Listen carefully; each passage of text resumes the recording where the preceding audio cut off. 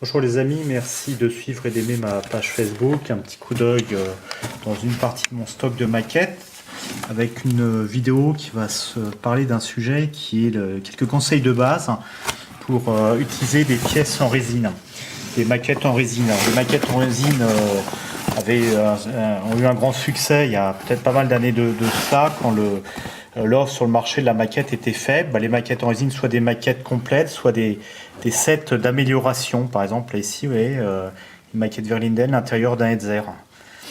Ou des maquettes complètes. Par exemple, ici, un blindé d'Eskit, que je montrerai, j'espère, bientôt, avec un grand plaisir. C'est parti. Donc, premier point sur lequel je me permets d'attirer votre attention, c'est que la résine est toujours assez cassante par rapport à du plastique, qui est un peu plus souple. Donc, il faut faire attention au moment du dégrappage, par exemple, pour ne pas casser la pièce en deux. Donc, ce qu'on va utiliser, moi, ce que je conseille de faire, c'est que les gros morceaux de grappes, de grappes de surplus de moulage, de résine, les attaquer d'abord avec une scie fine plutôt que ce soit directement au cutter. Donc on peut procéder de cette façon avec une scie de maquettiste. Alors aussi attention, parce que la résine, quand ça se découpe, ça envoie plein de petites miettes de résine, de produits chimiques. Donc bien se protéger, aérer, pourquoi pas un masque aussi de chirurgien ou à l'extérieur, parce que c'est pas super bon à renifler, bien sûr.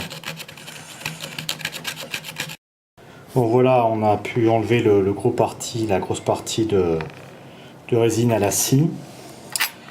Maintenant on passe au ponçage, à la lime, comme d'habitude, comme sur une maquette en plastique.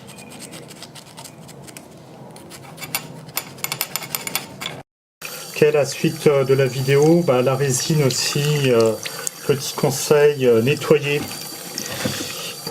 les pièces de résine avant collage peinture.